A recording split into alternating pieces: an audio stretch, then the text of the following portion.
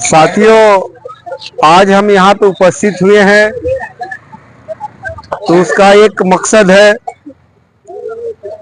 आज के दिन रमाबाई अंबेडकर की जो कार्यक्रम में आज लोग शामिल हुए हैं, सभी महिलाओं हैं।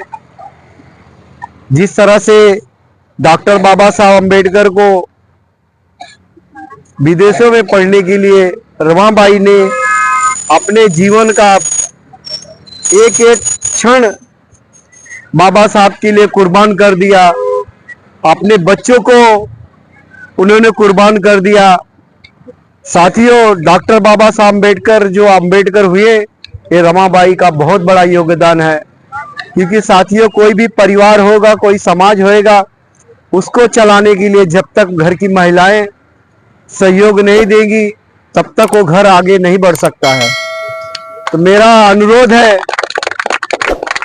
कि जिस तरह से बाबा साहब अंबेडकर ने रमाबाई को अपना हमेशा उनका त्याग कर को हमेशा त्याग जो रमाबाई ने किया, वो बाबा साहब हमेशा उसको याद करते रहते थे।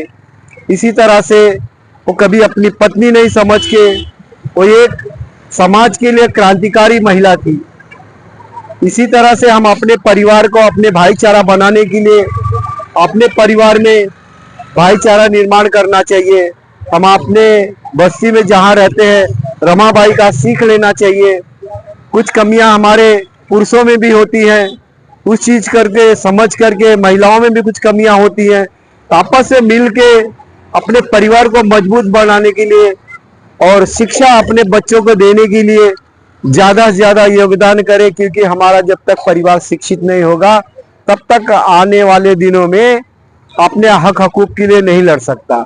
ये 10वीं पढ़ के 12वीं पढ़ के हमारा समाज आगे नहीं बढ़ सकता। जब तक ग्रेजुएशन नहीं करेगा, जब तक कंपटीशन में भाग नहीं लेगा, और कंपटीशन में भाग लेने के लिए उसका प्रेरणा उनके माताओं से मिलता है, पिता से मिलता है। हमें एक दूसरे को सीख लेना चाहिए। बाबा साहब ने ऐसा कार्य कर दिया है, रमाबाई ने ऐसा त्याग कर दिया है कि अपने बच्चों को जो आज हम लोग फूल माला ये चढ़ा रहे हैं, उनके बच्चों को कफन के लिए उनके पास कपड़ा नहीं था। तो उसको हमको याद रखना चाहिए।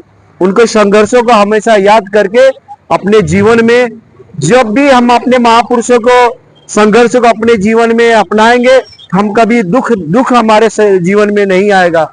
क्योंकि उनका संघर्ष हमें सुख के मार्ग पे लेके जाता है। इसीलिए आज हम लोग ने पंचशील में बोले गए, सुरा में रजे पमाद ठाना वे रमणी शिक्षा पदम समाधियामी। साथियों, जिस भी परिवार में, जिस भी घर में जो दारू पीता है, सुरा उसको बोलते हैं, जो भी सेवन करता है, उसका परिवार सुखहाल नहीं रहता है। तो मैं आप माताओं से और भाइयों से और हमारे मित्रों से अनुरोध करता हूं, आने वाले दिनों में इसका प्रतिज्ञा लेना चाहिए कि हम अपने परिवार को सुखी रखना है। तो भगवान बुद्ध का मार्ग को, बाबा साहब के मार्ग और रमाबाई को याद करके अपने जीवन में सुखहाल बनाए। ये अल्कोहल जो दारू का सेवन मत करें। जब दारू का सेवन आप नहीं करेगा तो आपका परिवार एकदम सुखी समृद्धि रहेगा। यही बोल करके आप लोग इस सहयोग दिए, हमारे साहब जी सहयोग दिए, सब साथियों उनके सहयोग दिए, उनका मैं बहुत आभारी हूँ। जय भीम, जय भारत, नमो बुद्धाय। बांटिए लो, लाओ दोनों भैया। कुछ आप लोग भी कुछ बोलिए, थोड़ा 2 शब्द बोलिए।